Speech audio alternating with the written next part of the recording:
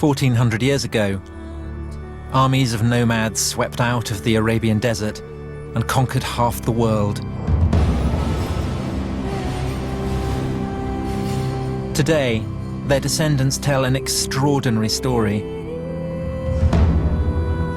They say that God sent them a prophet, Muhammad, and that God then gave them an empire.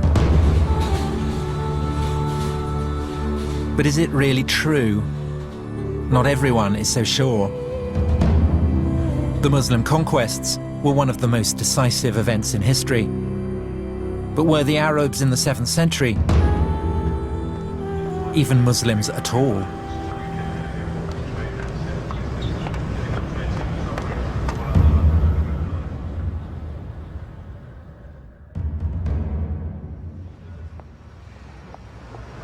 My name's Tom Holland. I'm a historian. I write about ancient empires, so Persian, Greek, Roman empires. And now I want to write about the most influential of all the ancient empires, the empire founded by the Arabs in the 7th century, the empire that gave us Islam. I thought that it would be a relatively simple matter. It's been said that Islam was born in the full light of history. But when I began on the project, I discovered that that wasn't actually the case at all. When it comes to Islam's beginnings, there is no full light of history, only a kind of darkness. And when you start looking, everything seems up for grabs. From the beginning, I felt like I was being sucked into a black hole.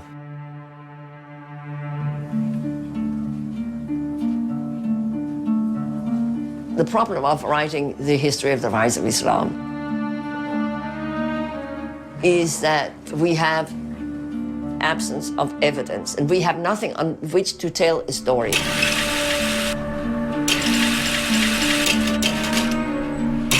I had expected Muslim testimony from the 7th century, but there's nothing there. I can't find anything.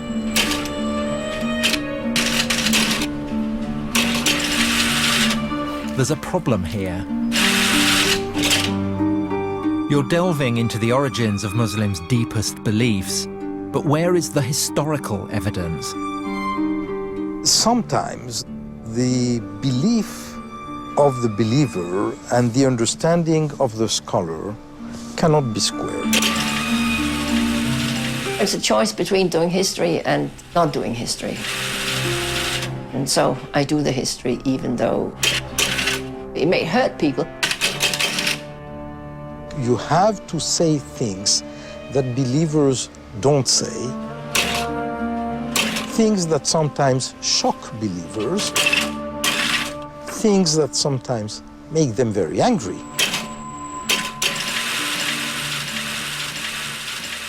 There's a sense of the detective story about it. Why do most of the clues seem to be missing? When the Romans conquered the Middle East, they left behind all kinds of evidence, histories, inscriptions, coins. But with the Muslim conquest, silence. What can we actually say about Muhammad? What do we really know about the origins of Islam? Where to begin? Well, maybe we should start at the beginning of the 7th century. It is 5 minutes to midnight, and the ancient world is about to change forever.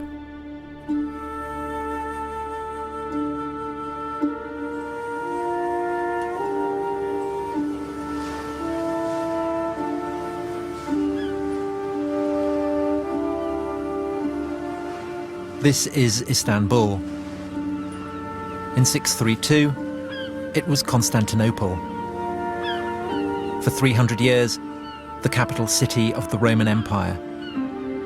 A Christian city at the heart of a Christian world.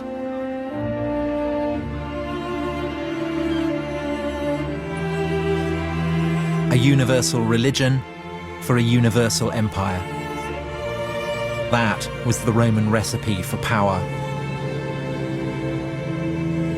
an idea fully appreciated by the Muslims when, almost 1,000 years later, they conquered the city and turned the largest cathedral in Christendom into a mosque. We know how and when the Romans became Christian because contemporaries tell us all about it. But what we don't know is how the Arabs became Muslim. Take a journey into the past, and you can't be certain where it's going to end. History is like a labyrinth. Once you're inside, who knows where it may lead?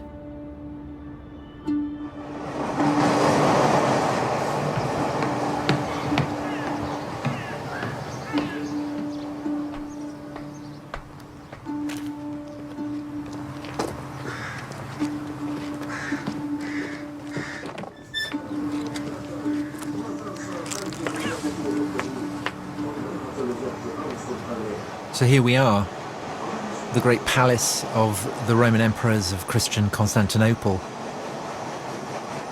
Odd to think that at the start of the 7th century, when Muhammad was still alive, this was pretty much the centre of the world. There's one awful poetry about the fact that all you've got here is splintered firewood. Because what this is something that's been smashed to smithereens, and what it preserves just the faintest trace of is what was at the time the hub of the greatest power on the face of the earth. So this is the White House, it's where the emperor lives, it's the Pentagon, it's the heart of the defense establishment, it's the Supreme Court, it's where laws are drawn up and made and issued, all in this one place that dominates Constantinople, the city of Constantine, the first Christian empire, the greatest city in the world. And now it's all gone. And it's in some bloke's garden. You've got the road on one side, you've got the train on the other. And the only thing to be seen is a cat.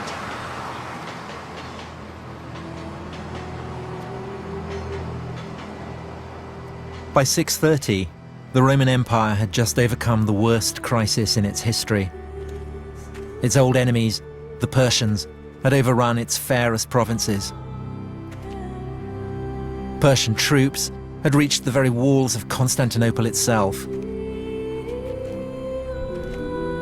Then, after 25 years of war, the Persians were defeated.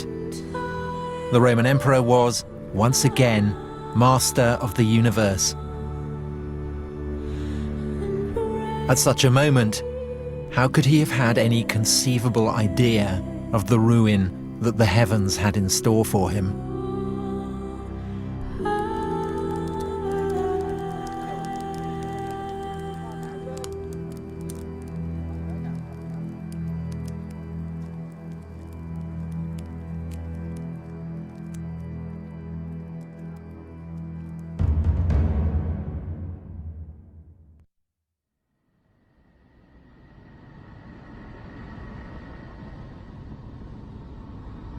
Professor, can someone like myself who is not a Muslim and who does not believe that God spoke to Muhammad ever hope to fathom the truth of the origins of Islam? No.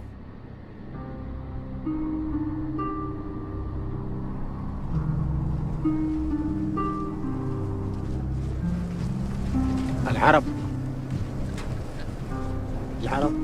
نعم الرسول عليه الصلاة والسلام كان عربيا. Bedouin, the face of the Arab conquest. The shock troops who, in the 7th century, swept out of Arabia and forged a colossal empire spanning half the world. And here in the desert, no one doubts that the conquerors were indeed Muslim. تركوا كل الدنيا، ما فكروا في التجارة، ما فكروا في الحياة، ما فكروا في أبناء، فكانوا يفكروا إني أقتتل أو أن أموت في نص الطريق أو أموت ضيعة أو جوعا أو شيء. لا كانوا يفكروا في هذا، لا في نجاح الإسلام. Everything was for Islam. That's what they say today. The victories, the conquest, the empire. But how do we know Islam even existed back then? ثبت الدين وثبت كل شيء والحمد لله احنا ماشيين على سنة الرسول. المسلمين هذه كلها من ذرية. يعني هذه احنا من ذرية الناس والله.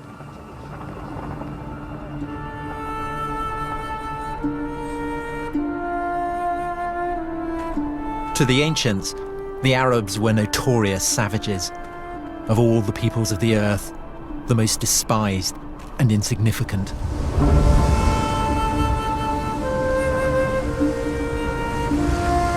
Yet after 10 years, in the first half of the 7th century, they deprived the Roman Empire of her richest provinces, crushed the Persian Empire, and taken possession of most of the Middle East. A staggering achievement. For most Muslims, a miracle. Only God could have made it happen. Bedouin Arabs. They're the margin of history during the Roman Empire. That through such a people, the whole of North Africa and Spain should be transformed in just a few decades, and a whole new civilization created within a century from China to France.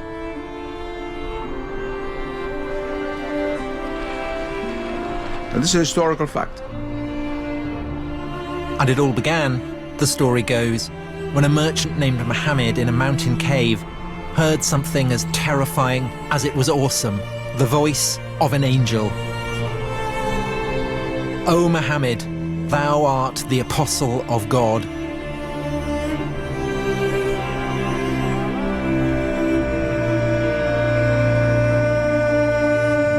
God had spoken to the Arabs.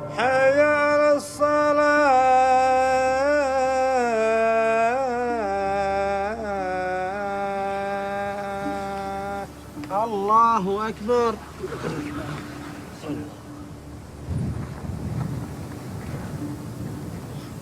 الله أكبر. The message was as clear as it was elemental. الله أكبر. There is only one God. Muhammad is the prophet of God. سمع الله. Islam is submission to God. And it was this message that gave them an empire. Or was it? الله أكبر. No one doubts the conquests really took place. But the question is, was it because of Islam? If you were a Christian or a Jew or follow of another religion for whom a similar reality exists, it'd be easier to make a jump. There's a very famous Arabic proverb which says, not being able to know something is no proof that it doesn't exist. But making that jump, taking a leap of faith, isn't as easy as it sounds.